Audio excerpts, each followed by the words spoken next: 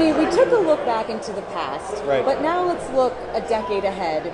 What can we expect in this industry? What's the next decade of disruption look like? Sure. So I think, obviously that's hard, predicting the future, right? And I don't think anyone's been very successful in doing that, but I envision our industry to continue to just disrupt with technology at the forefront of that. I think what I envision happening is BI, which is the foundation for AI, really becoming data, really becoming very important to an advisor's practice, even if it's a 1 or 2 person shop or a large institution like a big bank. I think data will drive this next type of disruption. And I think what else we'll see is robos will continue to do what they're doing, right?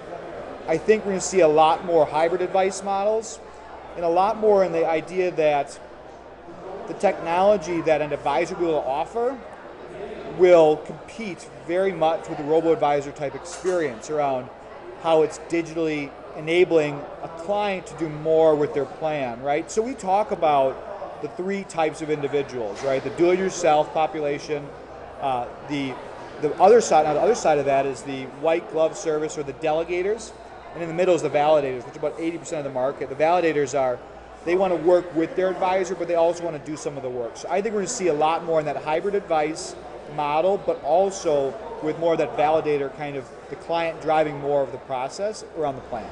And where does advice fit into this next decade of disruption? Yeah, well, I think we're going to try our hardest to be disruptive, right? So we talked about the APIs, we talked about guided retirement.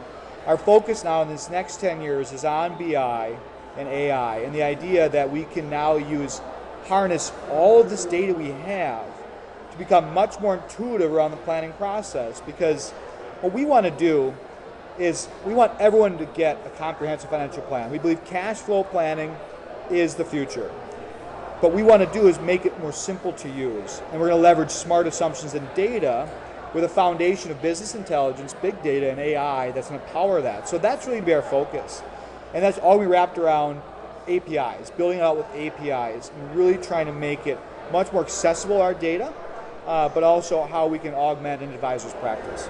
And I thought it was really interesting at this event in particular. I kept hearing about challenges with onboarding and the client experience and how that's still an issue for a lot of advisors. It is. And how is advice ultimately helping with these challenges? Yeah, no, so I think there's a few problems we heard about today. Onboarding is such a paper-driven process still, and we also see client portal issues and adoption around account ag and how an advisor can help. And we talked about this. Advisors aren't technologists, right?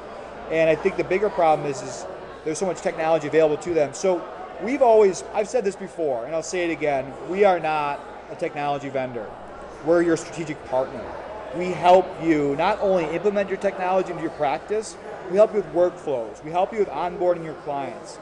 We help expedite those processes through best practices. We provide not only consultative feedback or consultative just documentation, but also we're just a phone call away. So we really take this approach that we're not a technology vendor, we're a strategic partner. And when it comes to future trends in the industry, I know we touched on APIs, AI, BI, but is there any other technology that has you excited or even a little nervous, or is there anything that advisors are maybe sleeping on? Well, it's a great question, and that's kind of a curveball at the end here. I'm fascinated by behavioral. I'm fascinated by the idea around an advisor truly understanding someone's behaviors based on risk propensity, but also based on what they're actually doing.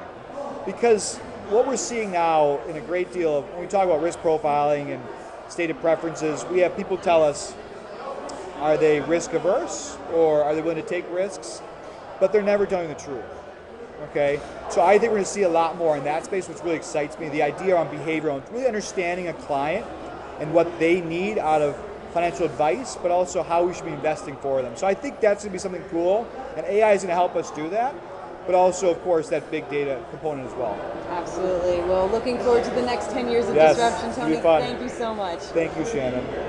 From Medici Studio, I'm Shannon Rosic.